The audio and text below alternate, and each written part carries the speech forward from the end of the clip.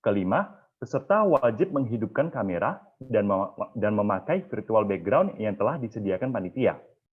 Keenam, peserta wajib berpakaian rapih dan sopan. Ketujuh, peserta dimohon untuk menonaktifkan mikrofon selama acara berlangsung, kecuali saat sesi tanya jawab dan dipersilahkan oleh panitia. Kedelapan, peserta diharapkan menggunakan bahasa yang santun ketika bertanya atau memberi pendapat. Baik, kita juga ada John, yaitu peserta dilarang membagikan tautan atau jargon tanpa izin dari admin grup WhatsApp. Lalu peserta dilarang melakukan spam chat di chat Zoom meeting ataupun grup WA peserta.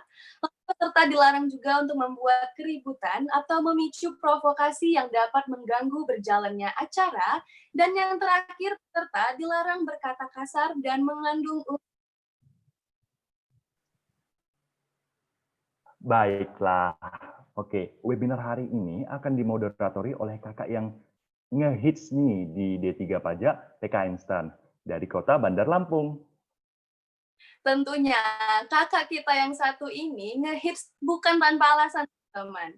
Kakak kita yang satu ini pernah menjadi MC of Talk Show Science 2018, MC Sembada 2019, MC of Reuni Akbar Ikanas 2019, MC of Civitas Awards X Mapres PKN Stan 2019, MC of Epotex 2020, dan MC of Tech Social Day 2020. Kayaknya kurang tuh Kak, saya tambahin ya. Kakak kita yang satu ini pernah mendapat juga penghargaan sebagai juara pertama Speech Competition Next 2018 dan Putri Intelijensia Facebook News 2018. Baik, Keren langsung banget, saja Kak. kita sambut dengan meriah Kak Sarah Kak Sarah Konesia.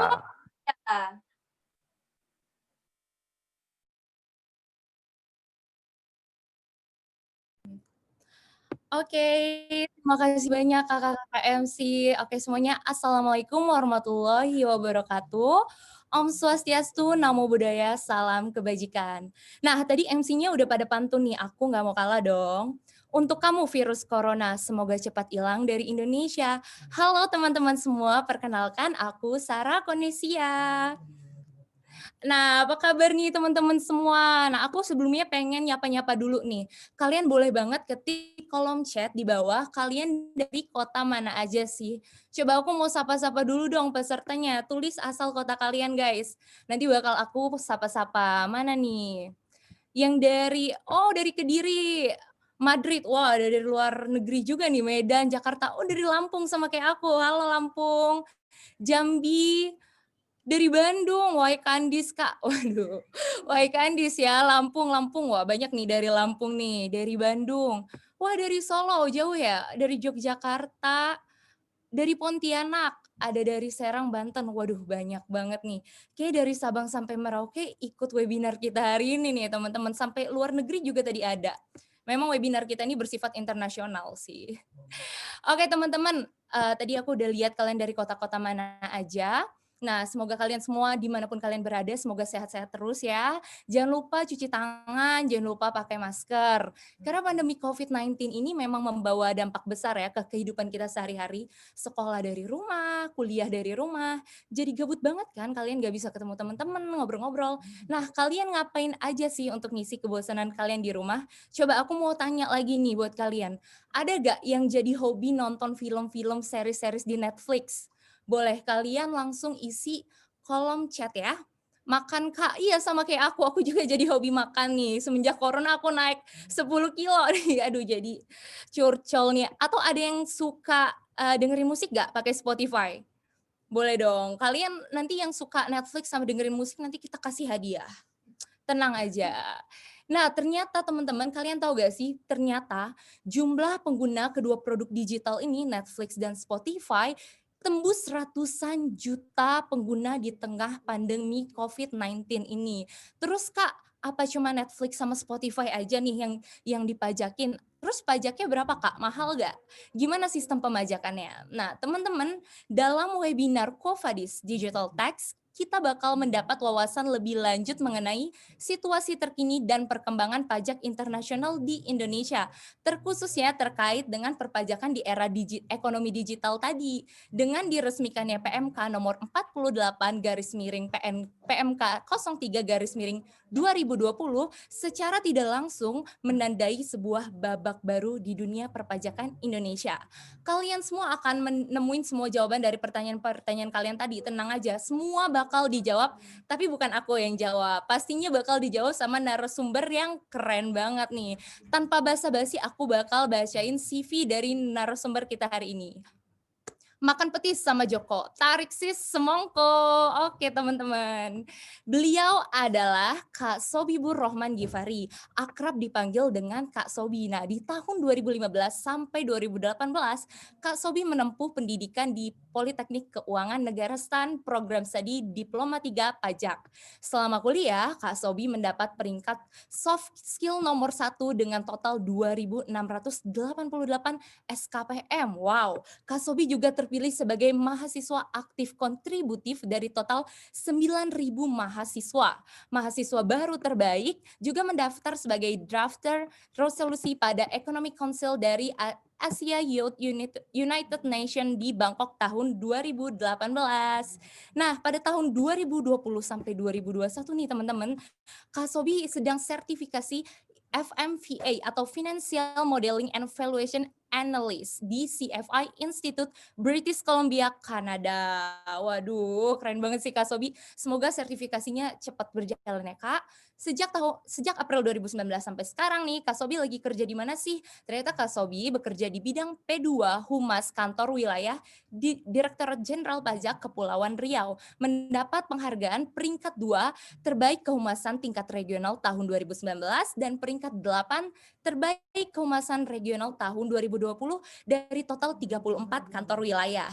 Kak Sobi juga aktif mengikuti workshop dan seminar baik nasional maupun internasional. Sekarang juga Kak Sobi sedang menjadi Public Relation Consultant di PT Waskita Karya yang merupakan badan usaha milik negara. Tidak ketinggalan juga teman-teman, Kak Sobi juga aktif dalam berbagai kegiatan volunteering atau sukarelawan. Di antaranya program Kakak Asuh PKN STAN, menjadi volunteer di IMF World Bank, Annual Meeting 2018, dan masih banyak lagi. Berbagai penghargaan juga telah diraih oleh Kak Sobi, di antaranya Best Image Use in Public Relation Government Social Media Summit 2020, dan Best Public Relation Icons Team Indonesia's Top 40 PR Icons 2020 by Economics. Teman-teman, please welcome Kak Sobibur Rohman Gifari.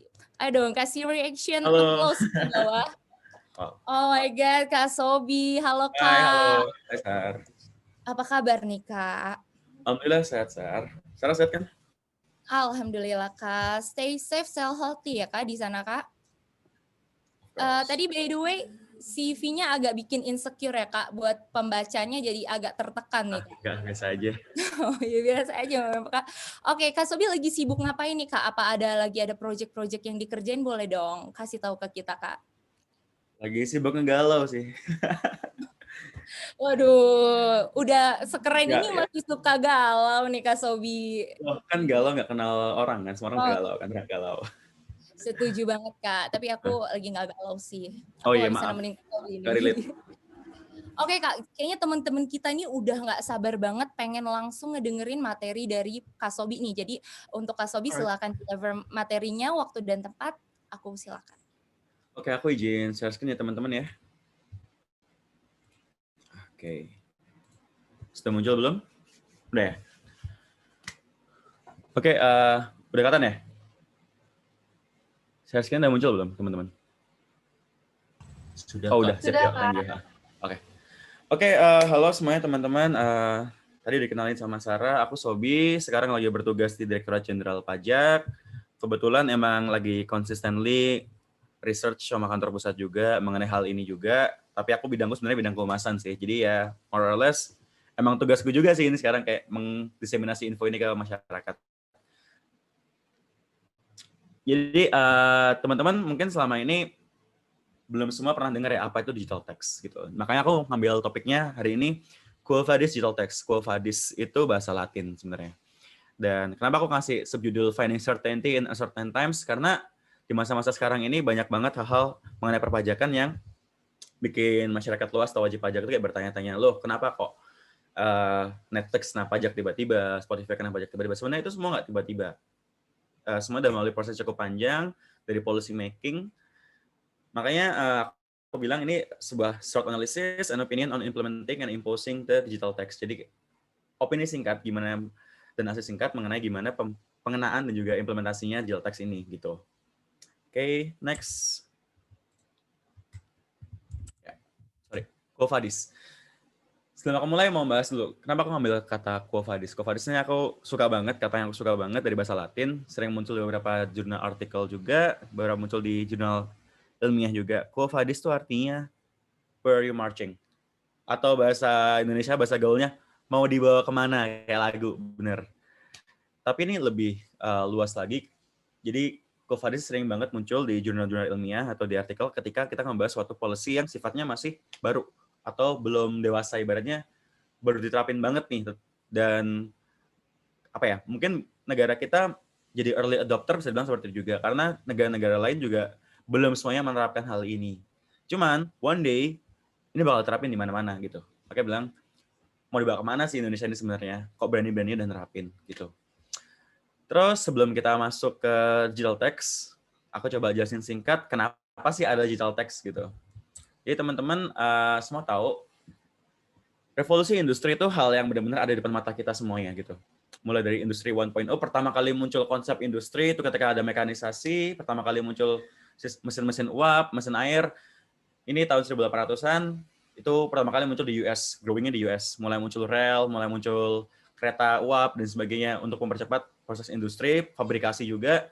Terus industri 2.0 tahun 1900 awal itu pertama kali muncul electrical power atau kayak IC sebagainya.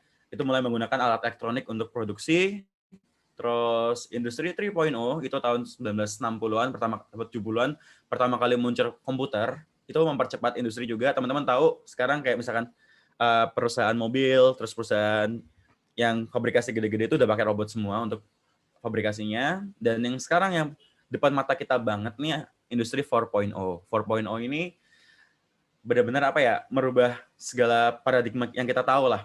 Kayak misalkan sekarang teman-teman kalau misalkan ngerti ada kayak misalkan apa ya, home appliance atau alat rumah tangga itu udah bisa kalian kontrol via HP kalian. Itu satu contoh penerapan IoT kayak gitu. Jadi teman-teman yang tahu kalau misalkan merek Bardi, merek Philips, lampunya, terus steker listriknya, terus speakernya, semua ada interconnected lewat HP kalian doang, itu udah bisa kalian kontrol. Itu semua thanks to IoT namanya, Internet of Things. Dan juga sekarang perusahaan-perusahaan gede kayak Samsung itu fun fact, mereka Korea Selatan itu udah 30% pekerjanya itu robot. 30% pekerja di industri fabrikasi terus itu udah robot semua, udah digantikan robot. Karena jauh lebih cost efektif dan jauh lebih cepat juga kerjanya dibandingkan manusia, seperti itu. Nah, terus apa sih yang industri 4.0 bawa sama kita? Banyak banget. Mulai dari IoT, big data, terus smart sensor. Pokoknya benar-benar mengotomasi kehidupan kita semuanya. Semua kehidupan kita terotomasi, kita nggak perlu lagi apa itu nyimpen barang atau nyimpen file secara fisik, nggak perlu ada namanya cloud computing sekarang. Jadi teman-teman, kayak misalkan aku sekarang di Batam, terus Sarah di Bandar Lampung udah bisa mengerjakan project yang sama at the same time, real time. Dulu kan nggak bisa. Kalau kita mengerjakan project yang sama itu benar-benar kayak terpisah. Komputer A, komputer B, itu di tempat yang berbeda nggak bisa ngerjakan project yang sama. Sekarang udah bisa, thanks to cloud computing itu juga. Terus kalau teman-teman tahu ada AI, kalau teman-teman ikutin berita ada kayak Tesla, mobil yang bisa nyetir sendiri, self-driving car, itu salah satu bentuk AI juga. Banyak banget perubahan-perubahan dalam hidup yang bakal kita hadapin dalam beberapa tahun ke depan. Bahkan teman-teman, satu negara di dunia ini udah nyampe Society 5.0, yaitu Jepang. Jepang itu seluruh aspek kehidupannya udah interconnected ke internet. Jadi teman-teman cukup single ID udah bisa semua datanya terinterconnected, data medical record teman-teman, data record kriminal teman-teman, keuangan itu cukup satu ID doang. Baru satu negara yang bisa menerapkan, Jepang. Society 5.0. Kita masih jauh, kita baru masuk di awal 4.0 sekarang. Kayak gitu. Betul, sambil baca chat juga ya. kayak Google Home, Amazon Alexa. Iya, Google Home, Amazon Alexa ini merupakan satu penerapan dari IoT itu sendiri. Gitu. Jadi teman-teman misalkan, hey Google, atau misalnya hey Siri, turn on the Spotify, sebagainya. Nyala beneran. Itu merupakan satu contoh penerapan IoT, kayak gitu. Terus, lanjut ya.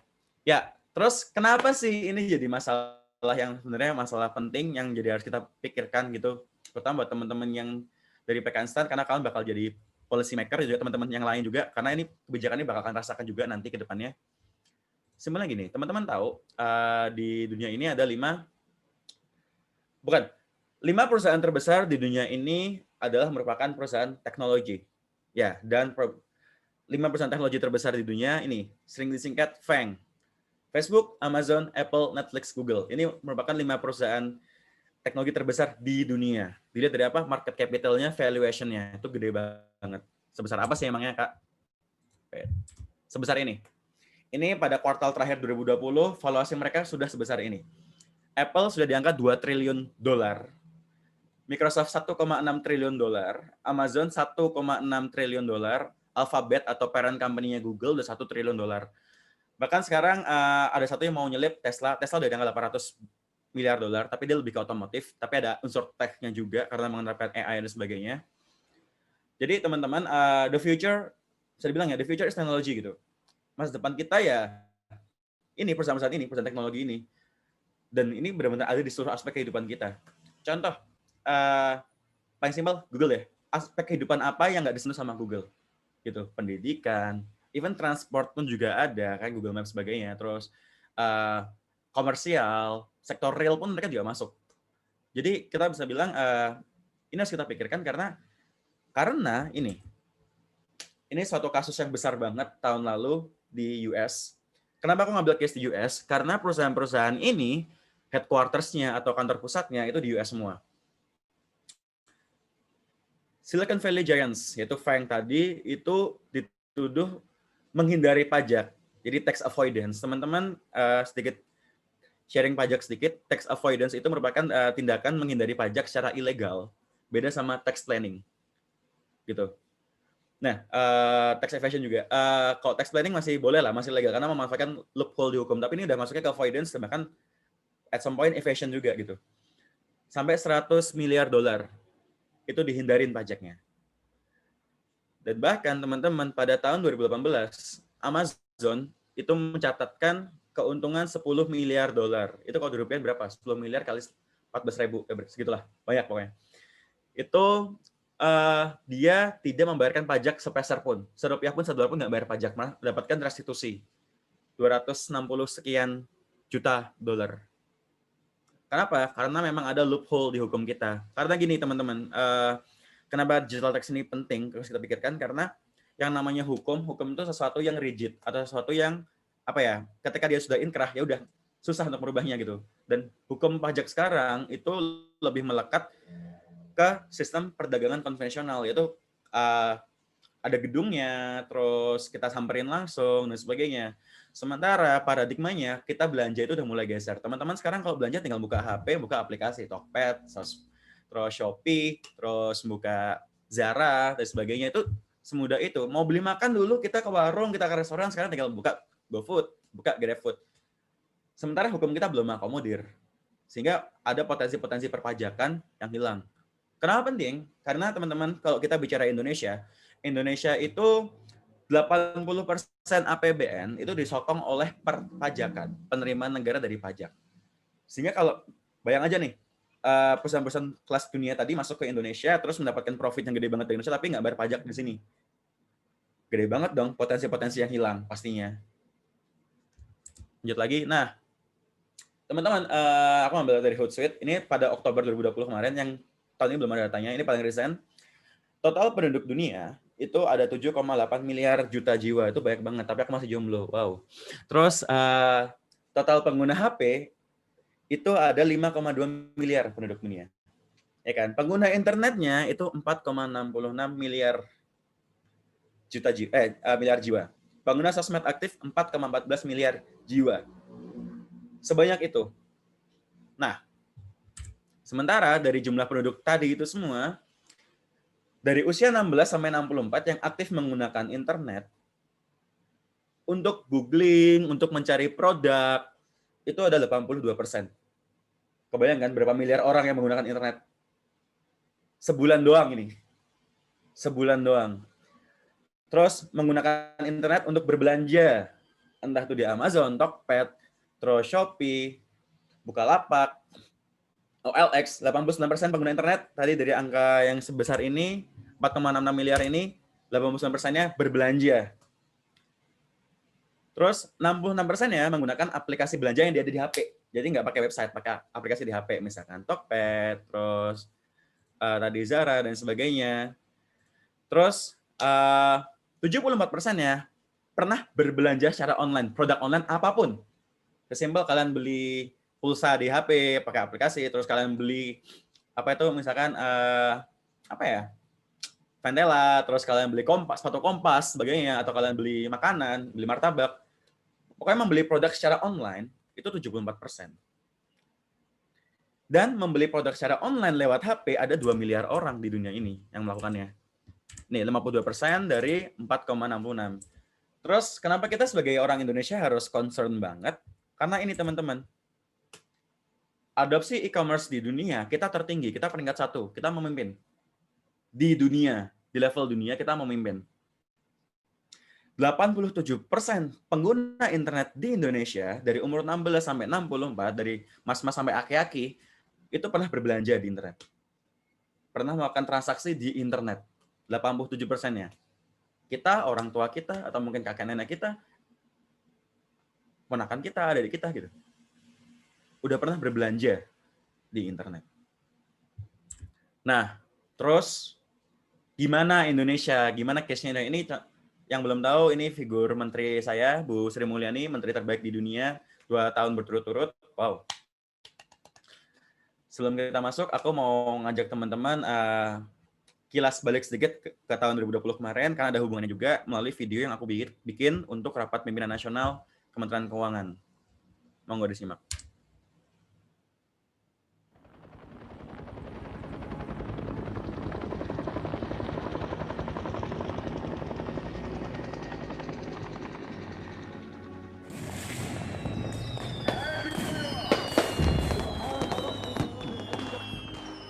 Pagi ini sejumlah daerah di DKI Jakarta dan juga Jawa Barat khususnya banjir. 1 Januari 2020 merupakan banjir terbesar di tahun ini. Pejabat kesehatan Cina mengumumkan penyebabnya, sebuah virus corona jenis COVID-19 has battered the global economy. 2 warga Indonesia yang positif terinfeksi virus corona disebut telah melakukan kontak dengan warga negara Jepang.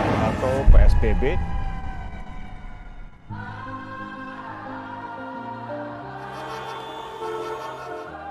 Guna menghadang perlambatan ekonomi kuartal pertama, pemerintah mempercepat belanja negara.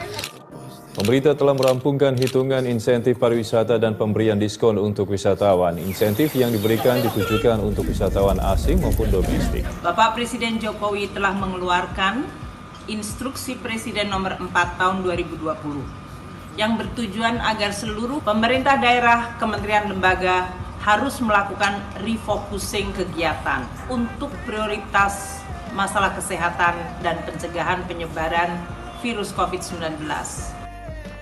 Ini adalah Wisma Atlet Kemayoran yang siap dijadikan rumah sakit darurat COVID-19 dan sebagai rumah isolasi. Setelah pemerintah mengeluarkan stimulus fiskal untuk menghadapi pandemi corona, pasar langsung menyambut. Guna meningkatkan kesejahteraan masyarakat, pemerintah kembali memperkuat integrasi program kebijakan subsidi listrik untuk para tenaga medis yang menangani pasien.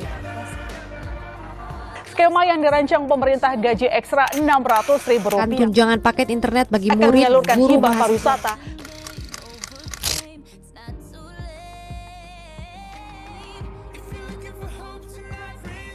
Hampir 5 tahun ini ya kita melakukan perundingan kembali dan Singapura telah menandatangani perjanjian penghindaran pajak berganda atau P3B. Perpu nomor 1 tahun 2020 menyangkut keuangan negara dan stabilitas sistem keuangan. DPR mengesahkan Perpu nomor 1 tahun 2020 menjadi undang-undang. Menteri Keuangan Sri Mulyani Indrawati menyampaikan terima kasih atas dukungan wakil rakyat dan mengharapkan DPR ikut mengawal peraturan tersebut. Kementerian Keuangan dan Bank Indonesia menjalin kesepakatan burden sharing atau berbagi beban pembiayaan.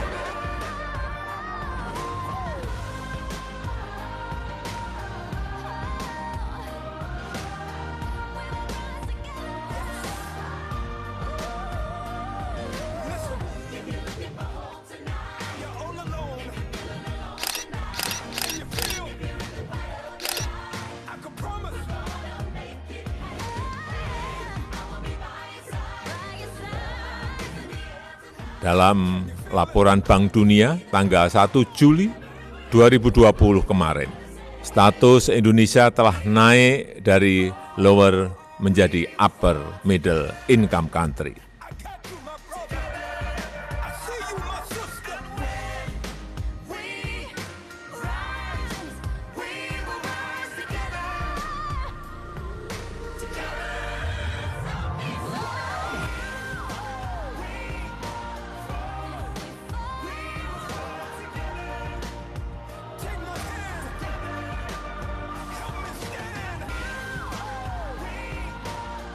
Ya, pemirsa, vaksin COVID-19 tiba di tanah air menggunakan pesawat Garuda Indonesia pada pukul 21.30 waktu Indonesia bagian Barat.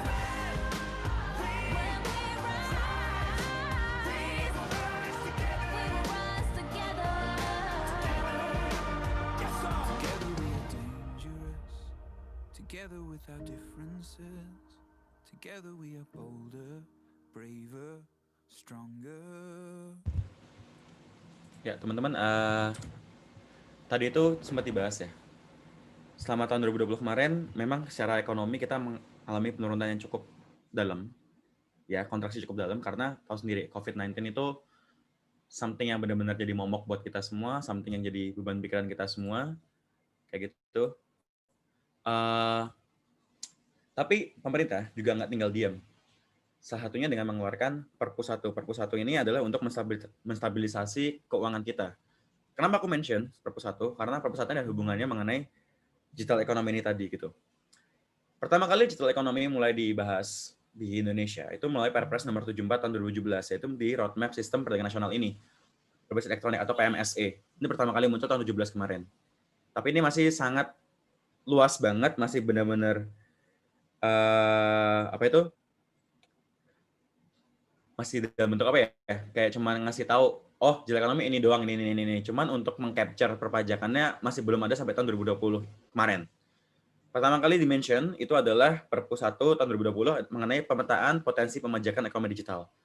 Khususnya perdagangan melalui sistem elektronik atau PMSE. Apa sih PMSE itu? PMSE itu seluruh transaksi yang terjadi secara elektronik. Mau itu service over the top kayak Netflix atau Spotify, terus Hulu, Disney Plus, terus Joox, sebagainya, maupun perdagangan yang lain, misalkan e-commerce gitu, itu over the top dan itu kena di PMSE semuanya.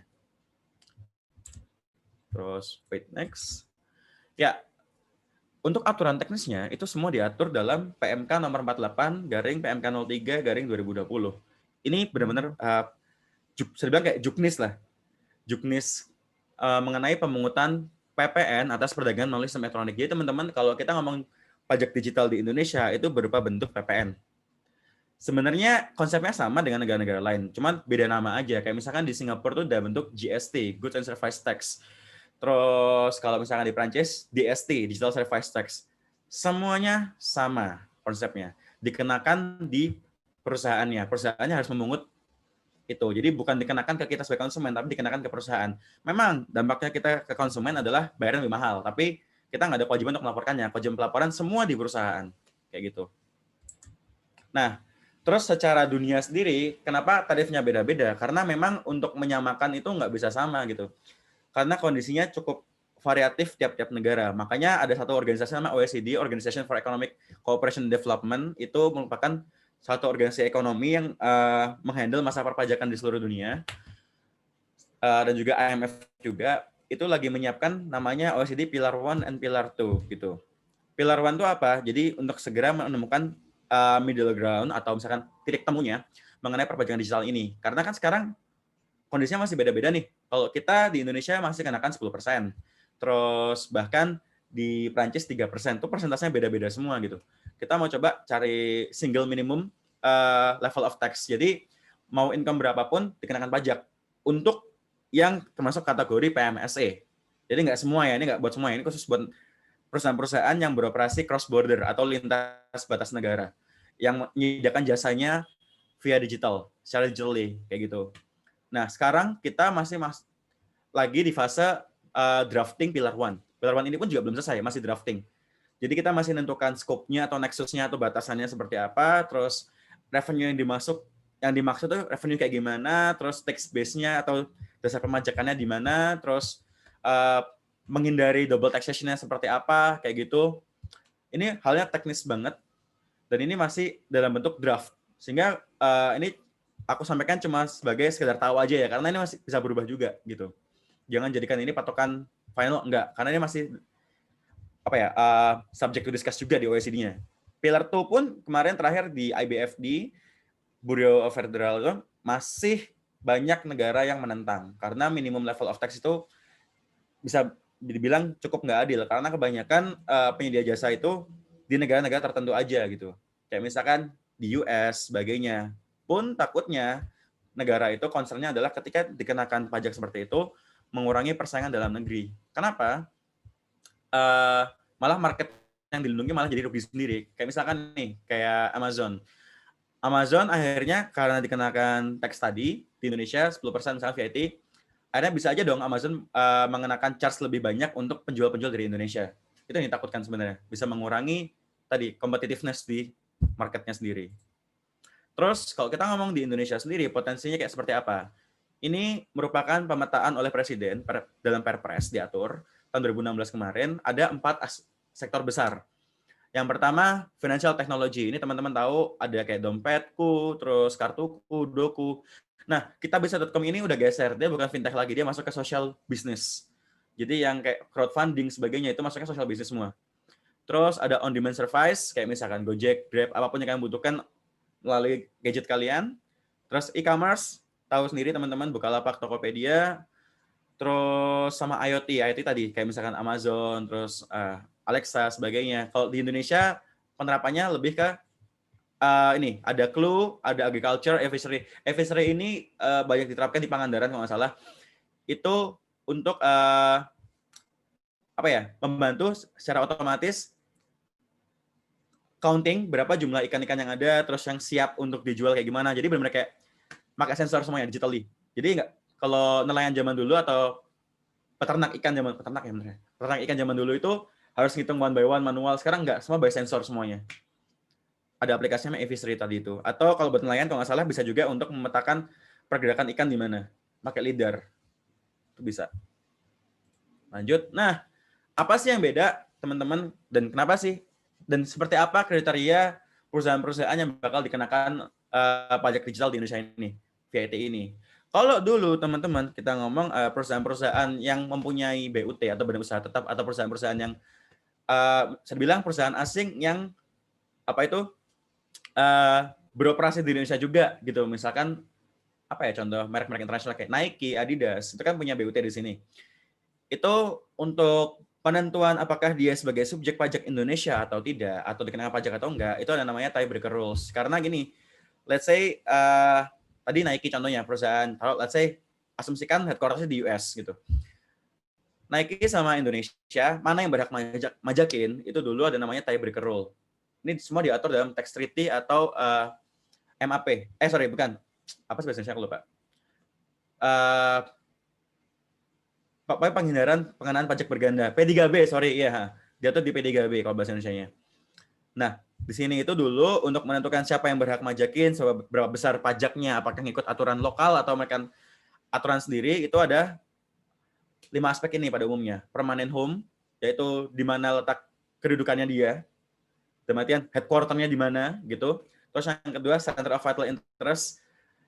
Misalkan kalau center of vital interest misalkan di Indonesia sama di US. Oke, mungkin dia headquarter-nya ada 2, di US sama di Indonesia. Tapi ternyata dia mendapatkan income paling gede atau bisnisnya itu paling jalan di Indonesia. Berarti center of vital interest-nya di Indonesia. Kalau misalnya pribadi, itu berarti dia punya keluarga di Indonesia, punya anak di Indonesia, kayak gitu. Terus habitual abode, itu seberapa sering dia berada di Indonesia. Dalam ini sebenarnya berlakunya untuk untuk OP ya. Nah, sekarang per tahun dan yang lain-lainnya. Dan per tahun ini, per tahun kemarin ada PMK 48 garing PMK 03 2020. Ada aspek baru yang menentukan suatu subjek pajak itu bisa dipajakin atau ditunjuk sebagai pemungut PPN dalam konteks pajak digital kita ya. Nah, significant economic presence ini ada 2 threshold yang harus dilewatin dulu. Satu boleh. Yang pertama, nilai transaksinya di Indonesia itu minimal 600 juta per tahun atau 50 juta per bulan. dan atau penggunanya, user traffic-nya itu 12.000 pengguna per tahun atau 1.000 user per bulan. Ini salah satu terpenuhi, sudah bisa ditunjuk sebagai pemungut PPN. Gitu. Karena sekarang ini untuk fase perusahaan mana aja sih Kak yang dikenakan pajak digital ini, itu masih ada 2 fase penentuannya. Satu, ditunjuk oleh DJP langsung. Jadi DJP sekarang lagi assessing perusahaan mana aja yang ngelewatin threshold ini, baik dari user traffic-nya atau transaction value. Ini gampang banget sebenarnya DJP-nya data ini. Atau ternyata ada perusahaan yang nggak masuk ke assessment-nya DJP, tapi ternyata udah melewatin tersebut. Jadi misalnya perusahaan Singapura nih, terus dia udah menyediakan jasa di Indonesia juga, misalkan perusahaan streaming streaming bola misalkan dari Singapura. Ternyata user di Indonesia udah melebihi dari 1.000 user gitu. Meskipun transaksi value-nya masih di bawah 50 juta. Nah, perusahaan ini sudah bisa ditunjuk sebagai pemungut PPN. Apakah harus memiliki BUT atau kedudukan di Indonesia? Enggak. Ini yang unik. Digital tax ini enggak. Enggak butuh memiliki kedudukan di Indonesia. Enggak perlu ada BUT di Indonesia. Selama dia beroperasi di Indonesia atau mendapatkan pemasukan dari Indonesia atau digunakan oleh user di Indonesia, itu bisa dikenakan pajak digital. Gitu.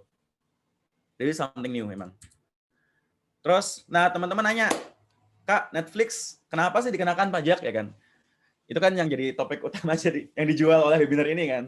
Spotify sama Netflix. Teman-teman kita lihat Netflix. Netflix itu pendapatannya dalam juta dolar dari Indonesia. Per tahun lihat angkanya semakin meningkat dan tahun kemarin 2020 sudah menembus angka 76,63 juta dolar. Apakah itu melewati 600 juta rupiah per tahun? Otomatis 76 juta dolar. Itu total revenue yang didapatkan dari Indonesia. Gitu. Dari pengguna di Indonesia. Dalam yang KTP-nya Indonesia, dan terus billing address-nya Indonesia, IP Indonesia, sebagainya. Makanya Netflix sudah ditunjuk sebagai pemungut PPN pada tanggal 1 Agustus 2020. Makanya per tanggal 1 kemarin itu bill teman-teman bayar Netflix kalau resmi ya, bukan beli di Instagram, bukan beli di Twitter ya, yang resmi ya, itu sudah dikenakan PPN. Nah, kemarin muncul nih, Kak, terus yang beli nggak resmi gimana? Itu bukan urusan DJP, itu udah ilegal. Sebenarnya, kita nggak berhak bahas itu udah urusannya bukan kewenangan DJP sama sekali. Kalau mengenai legalities, itu di luar wewenang kami sebenarnya. Terus, next, Spotify. Nah, Spotify ini kena pajak juga nggak, Kak? Iya, karena lihat, revenue dia jauh lebih besar daripada Netflix. Pada tahun 2020 sudah menembus angka 181 juta dolar. Balik lagi ke sini. Ngelewatin nggak threshold-nya? Atau minimal transaksinya? Ngelewatin otomatis. Sehingga Spotify juga dikenakan pajak digital. Atau ditunjuk sebagai pemungut PPN dari pajak digital di Indonesia per tanggal 1 Agustus 2020. Terus nanya, Kak, emang Netflix sama Spotify apakah punya kantor di Indonesia? No. Netflix sama Spotify sampai sekarang belum punya kantor di Indonesia. Sama sekali. Tapi kok sudah dikenakan pajak nih, Kak? Ya, karena pengenaan pajaknya hanya untuk pajak digitalnya, dan dikenakan atas transaksi ini. Terus penggunanya juga udah gede banget ini. Spotify per tahun 2020 udah 15,3 juta orang. Ini yang resmi, yang halal. Nggak tahu sih, nggak boleh ngomong halal. Yang resmi, begitu. Yang belinya nggak di Twitter. Nah, terus untuk pengenaan PPN-nya, gimana sih Kak caranya? Itu semua diatur di SM44 PJ 2020. Itu DJP bakal menunjuk pemungut PPN-nya, dan juga pemungutan PPN kewajibannya bakal efektif pada hari pertama bulan berikutnya setelah tunjuk. Misalkan, ini nggak berlaku kalau ditunjuknya tanggal itu ya. Kalau tanggal Netflix itu kalau nggak salah bukan bulan Agustus ditunjuknya. Ditunjuk itu malah bulan Juli kalau nggak salah. 1 Juli Netflix sama Spotify itu tahun kemarin ditunjuk sebagai pemungut PPN, dikenakan pajak digital, dan mulai memungut tanggal 1 Agustus. Jadi mulai 1 Agustus kemarin, bill-nya teman-teman yang kalian bayarkan untuk langganan Netflix atau Spotify, baik family maupun single kayak saya, itu udah kena PPN 10%. Nah, aku ulangin lagi, penyedia jasa yang sudah melewati threshold yang ini tadi, kalau misalkan dia belum ditunjuk oleh pemerintah Indonesia atau DJP, bisa secara voluntarily mengajukan diri untuk dipungut. Seperti itu. Nah, terus gimana Kak di negara-negara lain? Apakah udah nerapin? Kita ngelihat tetangga dulu yang deket-deket ya di Asia Tenggara. Di Asia Tenggara, di Singapura tuh udah ada kebijakan khusus namanya Overseas Vendor Registration Regime. Itu dikenakan 7% GST, Goods and Service Tax, pengenaannya persis sama kayak di kita. Jadi dikenakan di transaksinya. Dikenakan di perusahaannya. Perusahaan wajib memungut, bukan di kitanya. Jadi kitanya nggak perlu lapor atas GST ini. Kalau misalnya kita sebagai orang Singapura nih nggak perlu lapor. Terus karena yang perlu lapor adalah perusahaan karena sebagai pemungut. Terus Malaysia juga ada 6% digital service tax. Thailand 7% VAT. Konsepnya PPN kayak kita. PPN. Lanjut. Di negara lain gimana selain Asia Tenggara? Kita lihat nih contoh-contohnya. Ini contoh ngambil Eropa ya. Di Eropa mereka udah mau Uni Eropa, European Commission itu udah mulai mau bikin single tarif itu di 3%, tapi masih di pause, masih subject to discuss. Terlebih karena Inggris juga Brexit, itu memperlambat semuanya. Austria sudah mengenakan 5% khusus untuk sektor advertising. Advertising ini bukan berarti perusahaan dan salah teman-teman. Google, Facebook itu masuk perusahaan advertising juga. Teman-teman kalau buka Instagram, lagi buka story, swipe, tiba-tiba muncul iklan. Ya kan? Tiba-tiba iklannya mirip dengan apa yang teman-teman googling terakhir. Atau misalkan apa yang teman-teman ucapkan ngobrol sama teman-teman. Magically sama gitu kan. Misalkan aku lagi googling mengenai pengharum ruangan misalkan. Terus tiba-tiba muncul iklan pengharum ruangan. Itu namanya targeted ad. Atau pengiklanan yang udah sesuai sama targetnya. Itu memang ada. Jadi teman-teman, personal data yang kalian masukkan ketika kalian daftar Facebook, terus daftar Google, terus kalian register di Twitter, sebagainya, itu digunakan oleh perusahaan tersebut, dijual untuk ini, advertising ini. Kalau teman-teman sadar itu ada klausulnya di terms and conditions. Kita kan selama ini ketika daftar sebagai sosial media, jadi member sosial media, misalnya di Twitter, langsung ya aja kan, ya nggak dibaca. Nah, itu seringkali. Itu jadikan untuk targeted ad. Mungkin nggak dijual, tapi sama Twitter digunakan untuk tadi targeted ad-nya tadi di Twitternya gitu, atau di Facebooknya, Instagramnya. Nah, negara-negara juga sama, ada yang masih on pause, ada yang masih konsepnya propose, dan masih baru diajukan doang, ada yang udah diterapkan dari 2019, Prancis 3%, Hungaria 7,5%, terus. Tapi lucunya teman-teman, negara-negara ini semua jadi kayak nggak sukain sama US. Karena apa? US nganggap ini jadi nggak adil buat mereka. Karena emang mostly headquarter-nya negara-negara yang menyediakan jasa tadi kayak Spotify, Netflix di US memang. Kayak gitu. Tapi ini udah bahasan lain lah kayak gitu. Tuh. Nah, sebagai penutup, asik. Cepat juga ya. Tantangannya apa sih, Kak, sebenarnya? Teman-teman, ayo coba kita lihat bareng-bareng untuk pengumpulan teksnya itu di Indonesia udah diatur. Yang pertama, digital product dan service provider itu diwajibkan untuk memungut PPN jika mereka adalah international merchant. Berarti bukan lokal ya teman-teman. Jadi kalau kalian punya perusahaan lokal, tenang, nggak kena. Kecuali perusahaan kalian beroperasi di negara lain. Nah, bisa kena di negara lain gitu, bukan negara kita. Di negara kita, perusahaan lokal dilindungin, nggak kena. International merchants yang menjual produk digitalnya ke customer Indonesia. Kayak misalkan Nintendo yang main Nintendo Switch, Nintendo dikenakan sekarang gitu. Hai gitu. Nah, dia misalnya kita beli game kena kalau pakai billing address Indonesia. Atau international online marketplace kayak misalkan Amazon, Alibaba, kita kan bisa beli juga dari mereka kan. Yang menjual produk digitalnya ke market Indonesia. Nah, ini agak tricky challenge-nya. Karena apa? Penjual-penjual Indonesia yang menjual barangnya via Amazon dan via Alibaba dan sebagainya, ketika dibeli oleh orang Indonesia, kena juga. Gitu. Karena yang dikenakan tadi, marketplace-nya. Marketplace-nya kena, akhirnya mau nggak mau marketplace naikin dong tarifnya mereka ngenain ke para sellernya. Gitu. Terus, nah ini, aku bilang Indonesian operator of online marketplace that sell foreign digital products to local consumers. Ini yang tak bilang tadi barusan. Orang Indonesia yang jualan di Amazon, orang Indonesia yang jualan di Alibaba, orang Indonesia yang menjual jasa yang di Fiverr, Upwork, itu kena. Nah, ini merupakan salah satu concern kita juga. International Digital Service Provider harus take note. Yang diklasifikasikan sebagai Indonesian customer adalah seseorang yang billing address-nya atau mailing address-nya. Jadi teman-teman ketika belanja online itu kan ada billing address tuh, dan bill-nya dikenakan kemana? Kalau menggunakan billing address Indonesia, iya, kalian diklasifikasikan sebagai customer Indonesia. Yang kedua, menggunakan kartu kredit atau kartu debit yang digunakan oleh lembaga institusi keuangan dari Indonesia, misalkan kartu bank TIT atau misalkan kartu kredit dari bank X, dari bank Y gitu. Dan kalian memesannya menggunakan IP address Indonesia. Kenapa aku bilang ini challenge, teman-teman?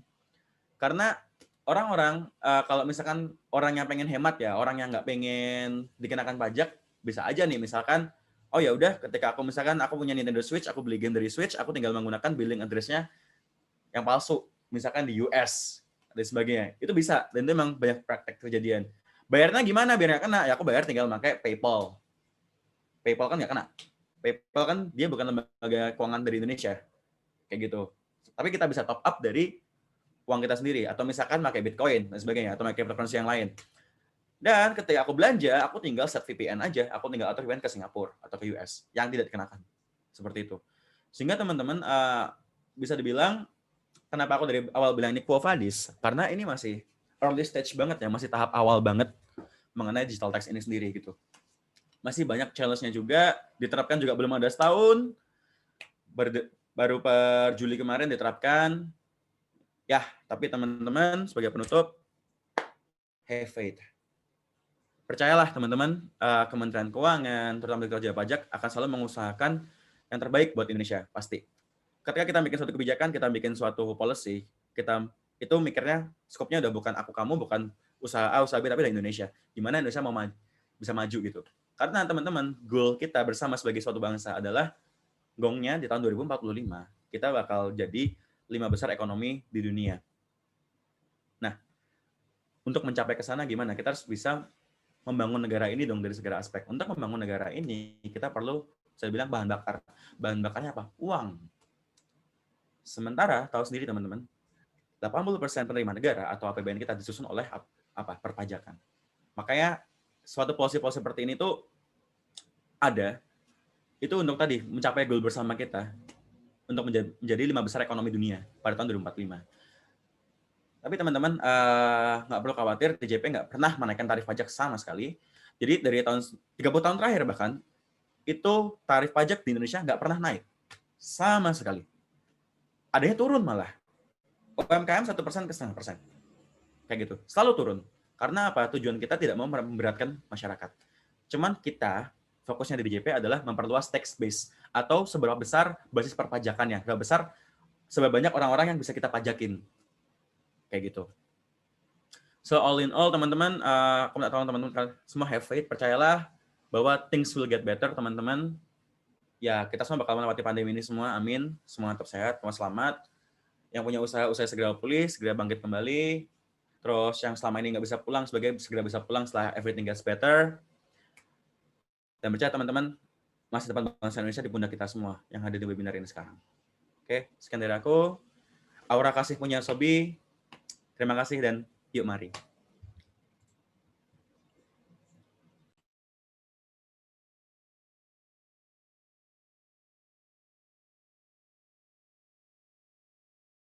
Saya kembalikan ke moderator ya, ke Mbak Sarah. Silakan. Oke, siap. Tadi akhirnya agak mencengkangkan ya, Kak ya. Kita tidak menyangka-nyangka, tapi itu keren banget sih. Sama penjelasannya juga keren banget. Makasih banyak Kak Sobi. Pembahasan yang sebenarnya materinya itu lumayan rumit, tapi dikemas jadi sangat menarik dan mudah dimengerti. Thank you banget Kak Sobi. Jadi intinya teman-teman, tadi Kak Sobi udah menjelaskan kalau kalian masih wondering kayak, jadi Spotify sama Netflix itu dikenakan pajak nggak? Kalau kalian membelinya secara resmi di aplikasinya langsung, itu ternyata sudah termasuk harga yang kalian bayarkan, itu sudah termasuk pajak berupa PPN. Oke teman-teman, nah udah banyak banget kemarin kita juga Kak Sobi, kita kemarin membuka kolom pertanyaan ya Kak, di link Google Form pada saat mereka registrasi untuk webinar ini. Jadi udah beberapa ada pertanyaan yang sudah aku catat, yang akan aku bacakan. Buat teman-teman yang ada di room Zoom kali ini, kalian yang masih mau bertanya, silakan boleh banget kalian tinggal tulis di kolom chat ya, nanti bakal aku pilihin untuk dijawab langsung oleh Kak Sobi. Oke Kak Sobi, pertanyaan pertama ya Kak. Nah, pertanyaannya dari Abel Fransuranta. Kak Sobi, terkait dengan pajak yang dikenakan kepada platform digital, seperti yang udah disebutin sebelumnya, yaitu Netflix dan Spotify, apakah dialokasikan langsung ke kas negara atau hanya pada pos-pos tertentu, mungkin pada dirjen terkait yang ada di Kementerian Keuangan? Terima kasih. Jawab langsung bagaimana? Boleh Kak, silakan Kak. Oke, jadi teman-teman, semua pajak yang didapatkan dari pajak digital ini itu prinsipnya sama. Itu masuk dulu ke kas negara dan masuk ke perhitungan total perpajakan Indonesia. Itu bakal digunakan untuk membiayai APBN tahun berikutnya. Jadi teman-teman, kalau misalkan penasaran sih duit pajak ini bakal lari kemana, teman-teman bisa ngebuka website ini, aku share screen ya. Ya, jadi teman-teman kalau penasaran bisa buka website ini, kemenq.go.id/alokasi pajakmu. Jadi teman-teman, seluruh pajak yang kalian bayarkan, entah itu dari kalian langganan Spotify, langganan Netflix, atau misalkan kalian punya usaha bayar pajaknya. Let's say contoh, Spotify, Netflix ya misalkan, yang misalkan pajaknya let's say 15.000 gitu, 15.000 PPN-nya. 15.000 PPN dari digital tax tadi itu bakal lari kemana aja sih? Bakal lari ke sini, 2.000-nya untuk pelayanan umum, 700 untuk pertahanan, terus 900 rupiah untuk ketertiban, 2.000 rupiah untuk ekonomi, 100 rupiah untuk perlindungan lingkungan hidup, 100 rupiah untuk perumahan dan fasum, 300 rupiah untuk kesehatan, 30 rupiah untuk pariwisata, dan seterusnya. Jadi kalau pertanyaan seperti itu jawabannya ya sama. Seluruh pajak yang didapatkan dari digital tax itu masuk perhitungan perpajakan penerimaan negara dari pajak pada tahun tersebut. Jadi nggak dipisahkan, nggak sama, tetap masuk totalnya berapa dan masuk ke kalau nggak salah masuk ke PPN jatuhnya nanti. Karena itu kan pengenannya berdasarkan PPN ya. Jadi penerimaan negara based on PPN. Terus untuk penggunaannya gimana? Tadi penggunaannya tidak oleh dirjen tertentu, enggak. Jadi semuanya tetap diatur oleh Direktur Jenderal Anggaran dalam bentuk APBN.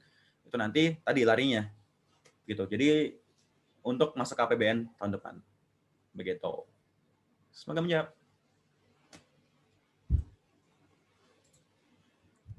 Oke, siap Kak. Kak, kayaknya kita panggil dari kolom chat nih Kak. Kita suruh open mic kali ya. Yang bertanya di kolom chat nih. Tadi ada pertanyaan menarik banget Kak. Ada lope-nya nih Kak. Wow. Dari Melia Miftahul Ilmiah.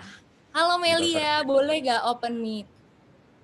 Dan on cam ya, kita mau lihat nih Melia Miftahul Ilmiah yang mengirim love ke Kak Sobi. Ada gak Melia Miftahul? Halo Melia, mungkin hostnya boleh unmute Melia ya. Melia, ada gak nih Kak Melia? Ya, udah tuh. Oke, kayaknya Kak Melianya Udah. Halo Kak. Udah. Oh ya, halo Kak Melia. Oke. Selamat siang Kak Sarah, Kak Sobi. Selamat siang. Siang. Silakan Kak Melia langsung ajuin pertanyaan ya ke Kak Sobi. Jangan lupa pakai love-nya. Oh my God, siap banget. Aduh.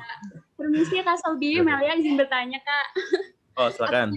Ada perusahaan asing memberikan jasa ke marketplace nih, misalnya kayak artis Korea Selatan yang memberikan jasa branding dan nilainya kan pasti lebih dari 600 juta nih. Apakah itu PPN atau PPH ya Kak?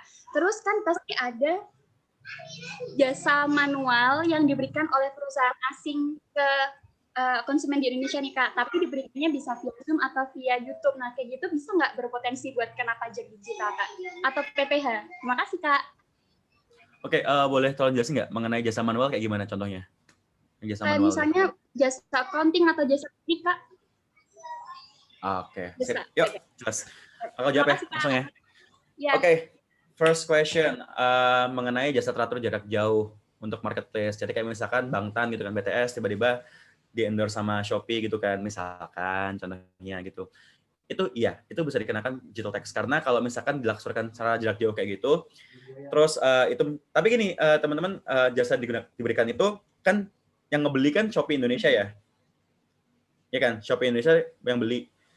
Terus itu juga dilaksanakan secara jarak jauh melalui platform digital juga, ya kan? Sehingga itu udah masuk threshold, udah masuk apa ya, kriteria semuanya untuk kenakan pajak digital. Jadi terkena PPN digital tadi 10%. Itu pertanyaan pertama. Yang kedua, enggak. Kalau jasa manual enggak. Jadi untuk itu untuk dikenakan digital tax itu harus apa ya, jasa diberikan melalui platform atau misalkan suatu app sebenarnya suatu app lah ibaratnya gitu. Jadi kalau misalkan jasa accounting, kalau misalkan diberikannya itu lewat Fiverr misalkan, atau misalkan via Upwork, atau aplikasi freelance lainnya, itu bisa dikenakan. Karena kan mostly kayak Fiverr itu kan nggak punya kantor di Indonesia kan, tapi banyak orang Indonesia yang menggunakannya. Gitu. Nah, itu bisa dikenakan. Tapi kalau yang manual seperti itu, enggak, itu udah PPh biasa. Karena kan dia, demikian, ngasih konsultasi gitu kan. Misalkan ngasih konsultasi accounting kayak gitu, secara langsung directly. Tapi nggak via platform, itu nggak kena PPh digital. Oke. Sudah menjawab? Menanggapi Kak, berarti kalau buat jasa manual yang dilakukan via ada Zoom atau YouTube kayak gitu, berarti nggak bisa dikenakan ya Kak, harus ada kehadiran fisik maupun punya fixed fees di Indonesia gitu ya Kak?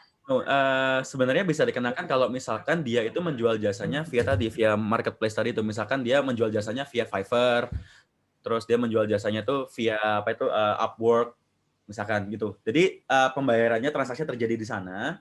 Setelah itu dia melakukan jasanya secara langsung, itu bisa kena.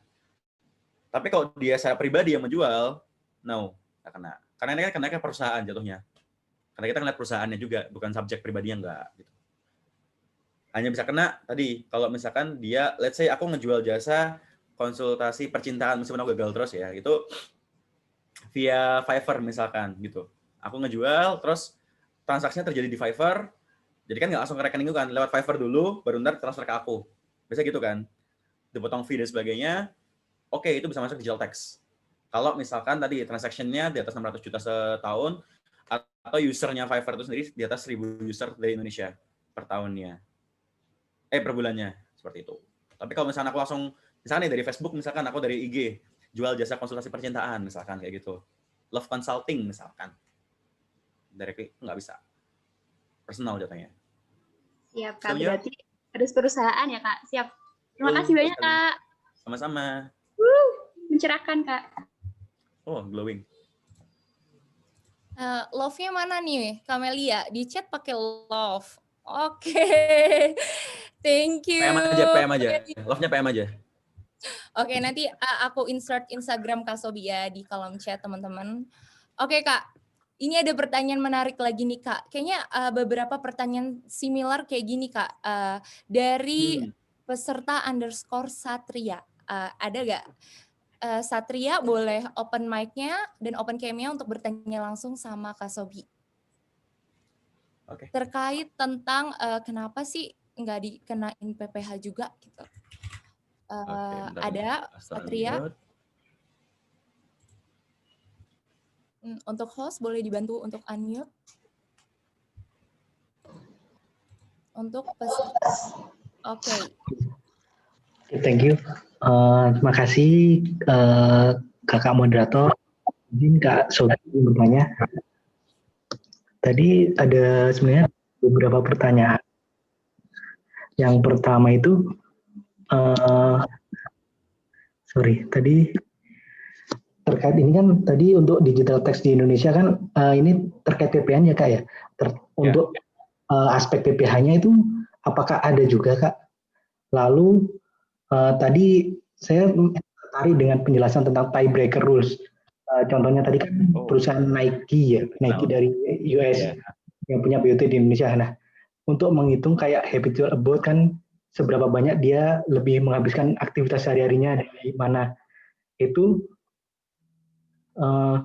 kira-kira cara menentukan untuk Nike itu bagaimana? Apakah dari direkturnya banyak di Indonesia atau di Amerika? Terakhir itu yang saya tanya, ini kenapa muncul aturan baru khusus terkait digital tax? Apakah aturan yang ada sekarang belum bisa menjangkau hal itu? Gitu. Mungkin secara garis besarnya seperti itu. Terima kasih Kak Sobi, terima kasih kakak moderator. Ya, sama-sama Kak Satria. Izin aku jawab ya. Yang pertama, kita bahas dulu mengenai PPh-nya ada atau enggak. Jadi gini teman-teman, prinsip digital tax ini dia dikenakan langsung ke perusahaannya, jadi bukan ke kita sebagai customer, enggak. Jadi ke perusahaan. Dan itu memang PPh itu unsur itu ada jika dan hanya jika perusahaan tersebut punya cabang di Indonesia. Kayak gitu. Jadi kayak tadi kan misalnya Untuk saat ini digital tax di Indonesia hanya adalah PPN. Gimana untuk PPh-nya? Apakah dikenai pajak juga? Misal Netflix, apakah nggak dikenakan PPh di Indonesia? Jawabannya, iya. Netflix tidak dikenakan PPh di Indonesia karena tidak memiliki kantor cabang di Indonesia. Jadi digital tax ini sifatnya berbentuknya VAT, PPN, dan itu hanya diimpose ke perusahaannya langsung. Gitu. Kalau misalnya kita ngomong PPh-nya itu bisa muncul kalau misalkan perusahaan tersebut ada kantor cabang di Indonesia. Contoh yang punya Google, udah punya cabang di Indonesia, itu bisa dikenakan PPh. Gitu. Itu jawaban untuk poin pertama, Satria. Poin kedua, wah ini pajak internasional nih jadinya.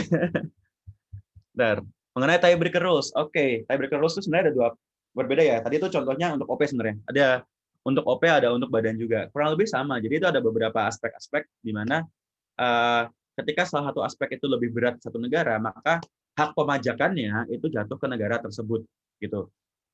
Contoh simpelnya aku pribadi misalkan ya contohnya aku pribadi, aku tinggal di dua negara. Misalkan aku di Indonesia sama di Singapura misalkan, gitu.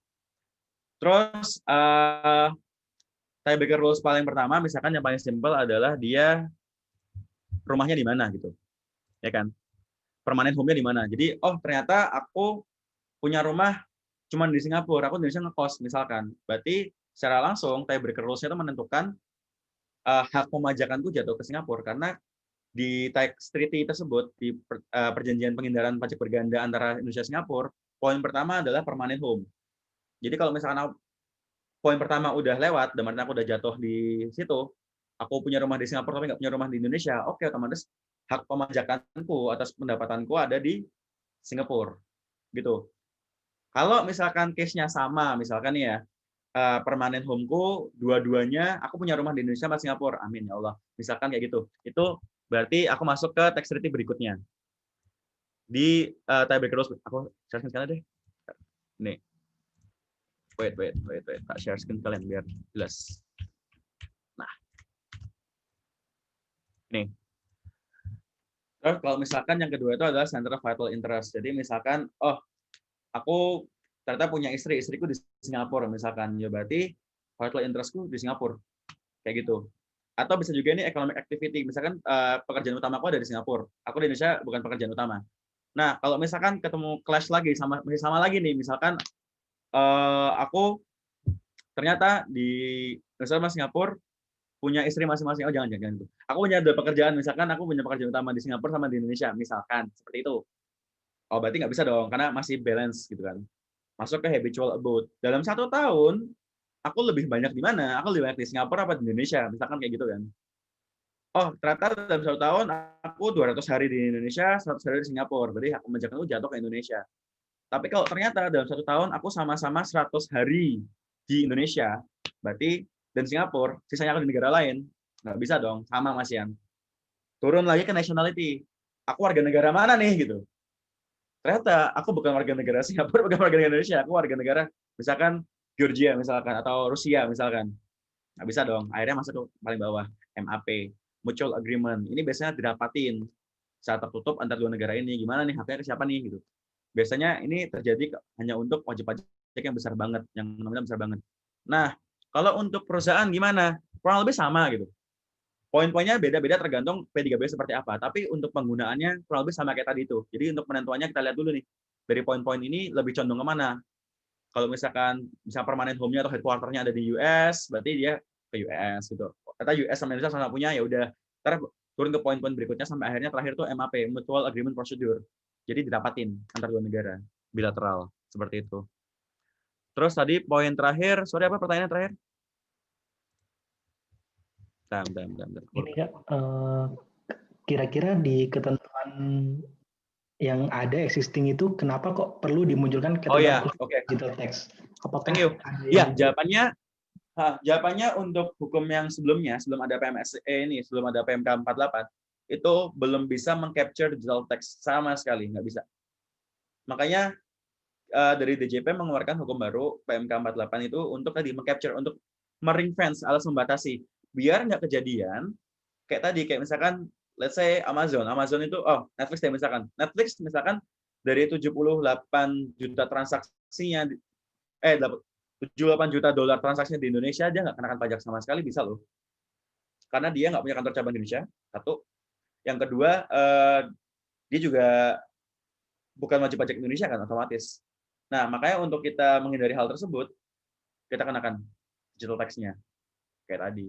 Karena banyak banget tadi kan lihat sendiri di top 5 tech companies itu hampir semuanya bayar pajaknya minim sekali. Bahkan suatu saat 2018 Amazon tuh $0, $0, bahkan restitusi.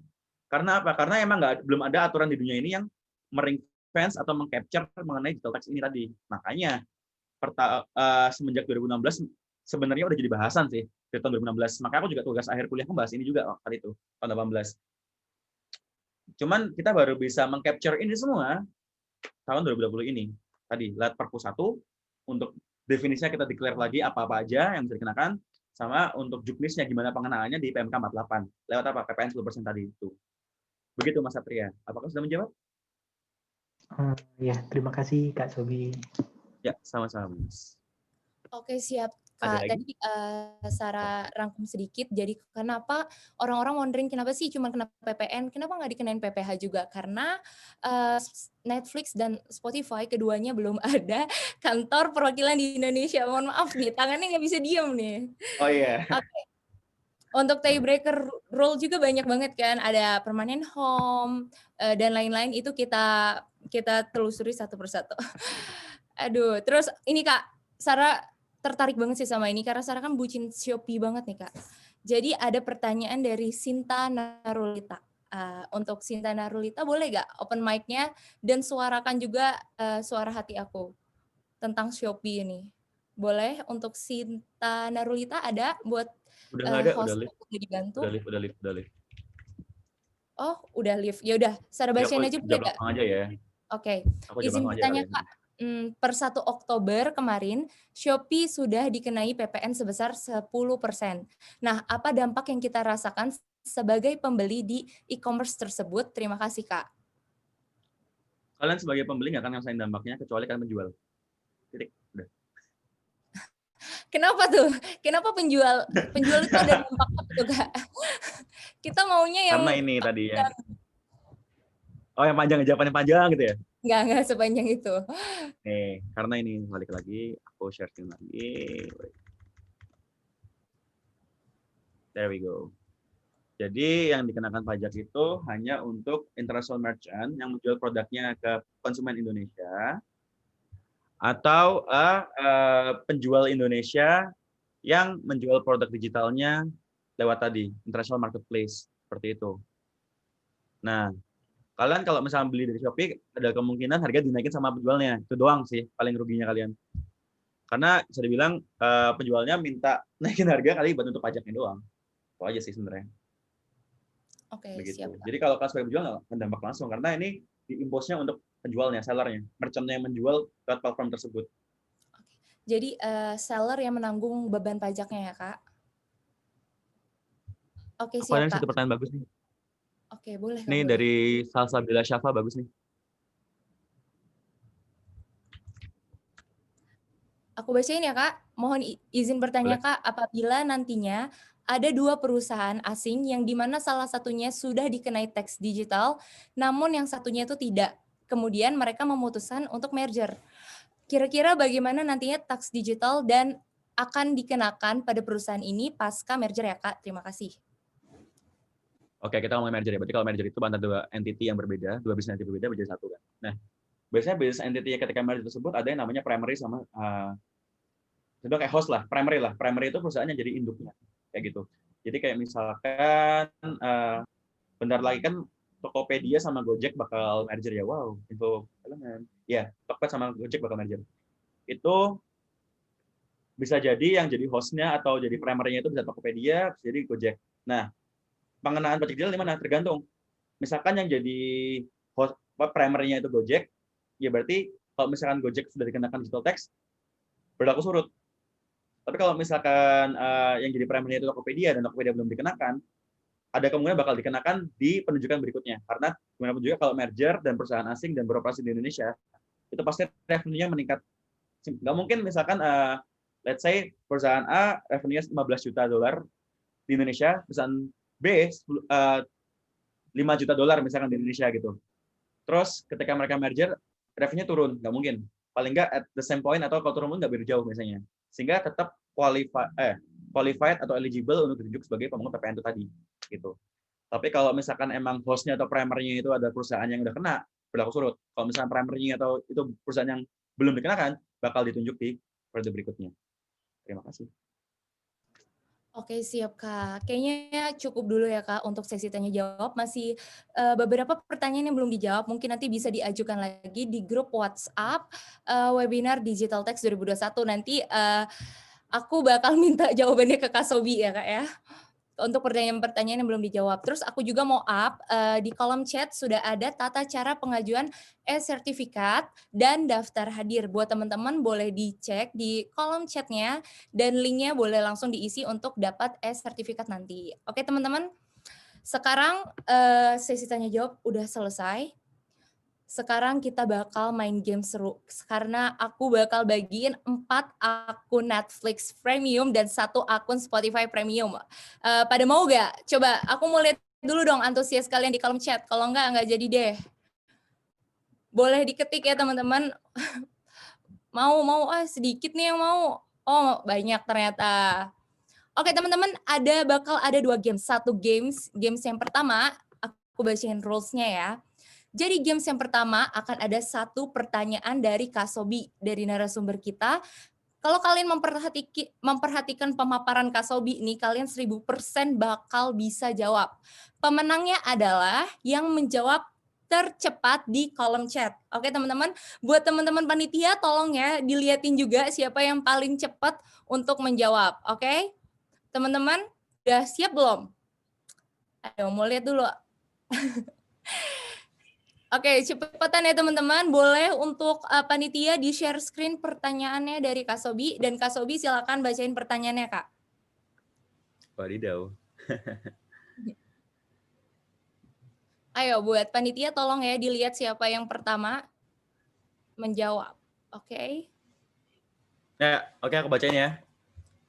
Jadi perusahaan Homodeus Limited bergerak di menyediakan jasa streaming audiobook mendapatkan penerimaan per bulannya dari user di Indonesia sebesar 40 juta sebulan dengan 1.234 user aktif per bulannya. Nah, perusahaan ini apakah dapat ditunjuk sebagai pemungut PPN berdasarkan PMK 48 garing 03 2020 tentang PMSE? Jangan jawab dulu, aku belum bilang jawab kok. Udah jawab. Nah, tunggu dulu. Jawab dalam 1, 2, 3. Wow, gimana nih milihnya Kak? Oke, buat panitia boleh dibantu aku buat yang jawab pertanyaan. Yang menjawab pertama, oke? Kencang ya cari gratisan. Semangat nih ya, siap, yes. Yang pertama adalah peserta _Ayu. Itu iya, iya maksudnya apa nih? Kayaknya peserta _Abdi Pratama ya, yang pertama jawabnya dapat. Coba peserta _Abdi Pratama boleh open mic dan menjawab langsung pertanyaan Kak Sobi. Iya, Kak. Ayo. Oh, udah ada. Tadinya mau angus nih, ternyata udah ada. Oke, boleh. Silakan dijawab. Ya, dapat tadi karena dari penjelasan Kak Sobi kan gimana? Dari penjelasan Kak Sobi kan tadi dibilangnya syaratnya itu usernya harus 1.000 ke atas gitu atau pendapatannya 50 juta per bulan, tapi di sini kan 40 juta, tapi usernya udah lebih dari 1.000, jadi nggak bisa gitu. Gimana Kak Sobi? Bener nggak? Oke, selamat buat Abdi Pratama, kamu dapat 1 akun Spotify Premium. Di akhir acara nanti akan dihubungi oleh panitia. Tenang teman-teman, tenang. Jangan marah-marah, tenangin diri kalian, karena kita masih ada 4 akun Netflix Premium, oke? Tenang ya, tenang, jangan marah-marah teman-teman. Oke, kita langsung masuk ke games yang kedua. Games yang kedua ini kita bakal seru-seruan, nggak pakai pertanyaan-pertanyaan dan mikir. Dan peraturannya pas aku jawab 3, 2, 1, oke, baru kalian boleh jawab. Oke, panitia boleh tolong diperhatikan juga. Pas aku jawab oke, baru kalian boleh jawab. Oke? Yang jawab sebelum aku bilang oke atau sebelum aku menghitung mundur itu tidak sah. Oke? Ada 4 orang pemenang di game ini. Ini gamenya seru banget sih. Ayo, boleh di-share screen, kakak panitia? Yuk bisa ya, bismillah, berdoa dulu semuanya. Jadi gamenya adalah tebak gambar. Boleh dikasih musik biar nggak krik-krik nanti. Karena ini gamesnya agak-agak garing ya. Oke teman-teman, aku kasih contoh dulu. Nah, ini baru contoh ya, aku jelasin dulu peraturannya. Ada dua gambar, satunya tempat tidur, satunya huruf U. Kita harus menebak clue-nya di dalam games ini adalah nama-nama artis, penyanyi, selebritis, dan lain-lain. Nah, udah banyak yang ngerti ya sistemnya. Jadi, udah ada yang jawab nih, bedu, bener banget. Kenapa? Karena ini tempat tidur, bahasa Inggrisnya tempat tidur apa? Bed. Terus itu ada huruf U, bedu, gitu ya teman-teman. Udah pada ngerti semua ya? Oke, sekarang kita mulai gamenya. Ingat, kalian jawabnya pas aku bilang oke. Yang jawab sebelum aku bilang oke, itu nggak valid ya teman-teman. Untuk teman-teman panitia boleh tolong diliatin siapa yang menang, oke? 3, 2, 1. Oke, silakan dijawab.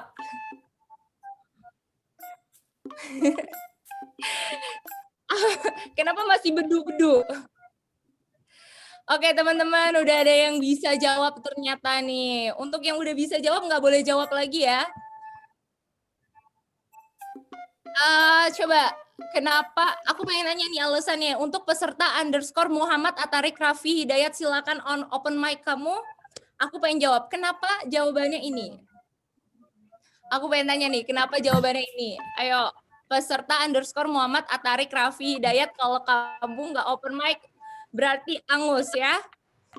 Karena itu bensin eceran. Terus eceran. Oke, coba kita lihat jawabannya apakah benar. Wow! Keren banget. Logika kamu keren banget sih. Aku aja nggak bisa menjawab ini. Oke, buat Muhammad Atarik Raffi, teman-teman tolong dicatat mendapat 1 akun premium Netflix dari kita. Oke? Tenang teman-teman, tenang. Recehnya berhadiah. Iya dong. Tebak-tebakan. Ini ini jokes bapak-bapak Facebook ya. Emang kita ambilnya dari Facebook, teman-teman. Oke, lanjut. Soal kedua, tetap semangat ya semuanya ya. 3, 2, 1, silakan. Belum ada. Waduh, cepet banget dijawabnya. Tomcat, penyakit kali ya, tomcat. Oke. Oh, tomcat binatang ya, bukan penyakit. Oke, aku pengen nanya dulu nih. Sama peserta _ Raihana Putri Mahila. Silakan open mic kamu. Aku pengen nanya, kenapa jawabannya komeng? Kenapa tuh? Ada gak nih? Nah, ini sih pernah ikut ini, lihat apa gambarnya ini. Udah pernah ya, ketahuan nih. Udah. Jadi itu kan halo. Ya, silakan. Kan itu kan apa ya? Apa sih oke kan? Oke-nya itu kan dibalik jadinya kok gitu. Terus itu meong gitu kan. Enggak tahu gitu pokoknya. Meong ya. Oke, siap. Jawabannya adalah benar, komeng. Teman-teman yang udah jawab benar tidak boleh menjawab lagi ya teman-teman ya. Oke, silakan nanti ini yang jawab trio macan pengen aku benerin sebenarnya. Ini keren banget sih trio macan jawabannya. Oke, teman-teman, lanjut yang ketiga. Ayo dong, lebih semangat lagi dong, lebih semangat lagi. Kalian lumayan loh nonton drakor di Netflix. Oke, yang ketiga. Aduh, jangan pasrah dong. Ada yang bisa jawab? 3, 2, 1. Oke, silakan jawab. Aduh, masih ini. Oke, Monas, banyak Monas. Emang nama artis ada yang namanya Monas? Oh, Omas. Mona Lisa. Oke, kita udah punya yang menjawab pertama ya itu coba kita tanya. Peserta _ Yudhistira Bahari Putra. Ada gak nih orangnya? Silakan open mic. Peserta Yudhistira Bahari Putra, ada gak? Ayo, kalau enggak aku lempar ke yang lain. Ada nggak? Ada ya? Kenapa Ada. kamu jawab JKT48? Itu kan Monas tuh. Monas kan di Jakarta. Terus itu yang ke sini itu ada 12, yang ke bawah ada 4, 12 kali 4 kan 48, jadi JKT48 Kak, JKT48. Kamu keren banget sih. Itu Siap, kamu makasih, hitungin bener Kak. ya, 12 kali 4 ya ke bawah. Oke. Iya, itu untuk yang ujung agak kepotong itu gambarnya itu. Tuh, untuk panitia tolong ya. Yang ujung itu agak kepotong nih, diprotes kita. Oke, terima kasih banyak buat Ya, Yudhistira. siap, Kak. Selamat akun akun Netflix Premium ya. Yudhistira, kamu kalau dapat akun Netflix Premium mau nonton apa sih? Drakor ya. Mau nonton apa? Drakor. Drakor ya, aku juga suka. Dari kita Legend nonton of Penthouse ya. Legend of Lucia. Itu mau udah lama. Udah nanti kita ngobrol ya tentang perdrakoran ini ya. Oke, thank you. Terima kasih banyak. Nah, terakhir guys, kesempatan terakhir kalian, tenang semuanya dapat kesempatan yang sama. Buat yang udah jawab, tidak boleh menjawab lagi ya teman-teman. Oke? The last question, please. 3, 2, 1. Oke, silakan teman-teman. Waduh, kayaknya susah nih pertanyaannya. Belum ada yang bisa menjawab. Apa nih? Itu bukan jawabannya ya, apa nih? Ayo dong teman-teman, aku masih menunggu jawaban-jawaban kalian. Satpam ganteng. Thomas, cowok gua Joe Taslim. Dari Maria Regina Felicitas. Satpam Onjo Musik. Seven. Oke teman-teman, ini udah banyak yang jawab. Coba aku pengen nanya untuk peserta _ Muhammad Imam Muzikri. Ada gak? Ada Kak.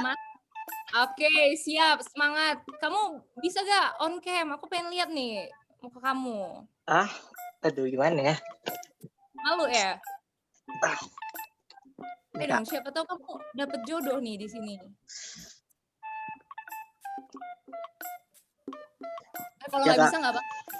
Udah Kak, udah oke. Waduh, keren banget tuh. Kamu kenapa jawab Marion Jola? Karena ngefans nih, jangan-jangan. Iya, ngefans juga dari dulu sih. Kenapa Marion Jola dari gambar ini? Boleh itu kan nggak? Ya itu kan di yang gambar pertama tuh kan dibilangnya Mari itu. Mari buka pintu kan. Nah, habis itu yang ini tombol on. Terus ini gambar Joe Taslim kan. Nah, terus itu tuh kunci lah. Apa tuh? Nada lah. Jadi Marion Jola jawabannya? Marion Jola. Bener gak ya? Yeay, bener, keren banget. Kamu kalau dapet akun Netflix mau nonton apa? Mau nonton ini apa ya? Mau nonton, nggak tahu sih, nanti kita lihat. Yang lagi ini aja, yang lagi hype. Oke, siap. Jangan nonton sinetron Azab ya, nggak ada soalnya di Netflix. Nggak ada di Netflix. Oke, terima kasih ya Imam. Terima kasih. Nanti buat seluruh pemenang silakan menghubungi panitia di akhir acara untuk mentransfer hadiah ke kalian masing-masing. Game lagi Kak nanti ya. Aku buat webinar lagi dulu, kita main game lagi. Lagi dong. Aduh, pada mau lagi link absensi Kak. Silakan di-up lagi buat Kak Kevin, Kak Julia. Kayaknya masih ada yang giveaway ada di Instagram Kak Sobi ya nanti. Kak Sobi mau giveaway iPhone 12 teman-teman. Gak usah ngadi-ngadi ya, tolong.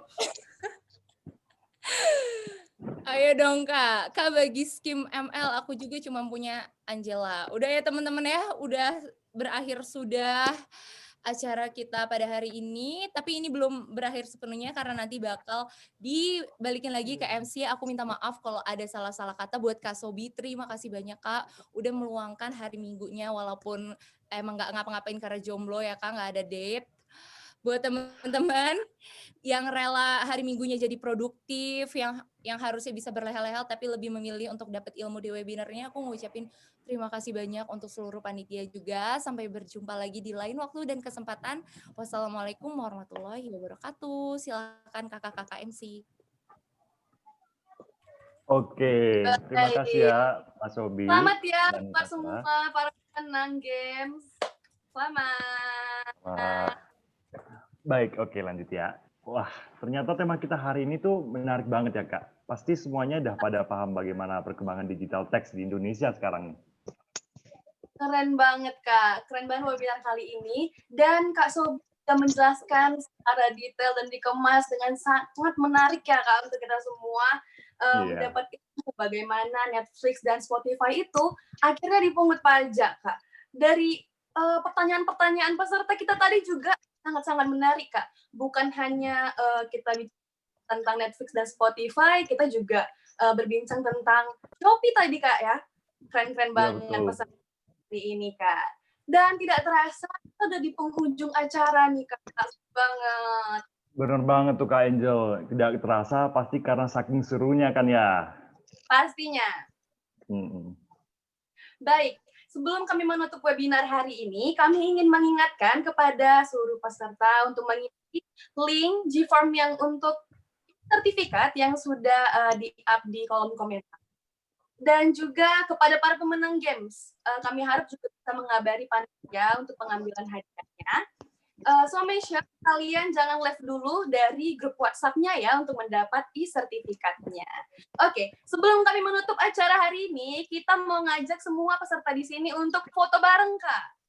Yo, semuanya pada on cam dulu ya. Tunjukin wajah cantik dan ganteng kalian. Kita pengen lihat muka-muka kalian semua di sini karena webinar hari ini seru banget. Kita harus mengabadikannya hari ini ya, Kak, pastinya. Boleh on cam dulu peserta kita hari ini. Ayo teman-teman, biar bisa dikenang ini. Iya. Oke, sudah siap semuanya? Oke, aku countdown ya kepada para panitia. Kami juga persilahkan untuk meng-capture-nya. 3, 2, 1, cheese. Cheese. Oke, mantap. udah diambil? Sekali lagi, Kak. Oke, baik. Sekali lagi ya. Gaya bebas ya sekarang. Tadi juga bebas sih. Sekarang lebih bebas berarti. Oke. 3, 2, 1. Cheese. Cheese. Oke, mantap. Oke, terima kasih semuanya. Baik, di ujung acara kami mewakili seluruh panitia mengucapkan terima kasih telah berpartisipasi pada webinar Quo-Vadis Digital Text 2021 pada siang hari ini. Dan mohon maaf apabila ada perkataan yang kurang berkenan. Semoga acara ini dapat menambah wawasan dan kesadaran kita terhadap pajak digital, serta terutama memberikan manfaat bagi kita semuanya. Baik, kami berterima kasih juga Kak Sobi yang sudah meluangkan waktunya untuk menjadi narasumber di webinar kita pada hari ini. Baik, kami juga berterima kasih kepada Mercy PKN Stan, Radio Blast PKN Stan, Pajak Itu Mudah, Pusat Seminar, Webinar Nasional, Ayo Velas, Webinar Yende, dan Mediapro.id selaku media partner webinar Quo-Vadis Digital Text 2021 pada hari ini. Saya Lintang. Dan saya Angel. Kami pamit undur diri dan sampai jumpa. Sampai jumpa. Wassalamualaikum. Assalamualaikum warahmatullahi wabarakatuh. Arigato. Kamsahamnida. Kamsahamnida. Sampai bertemu Spasibo. live semuanya.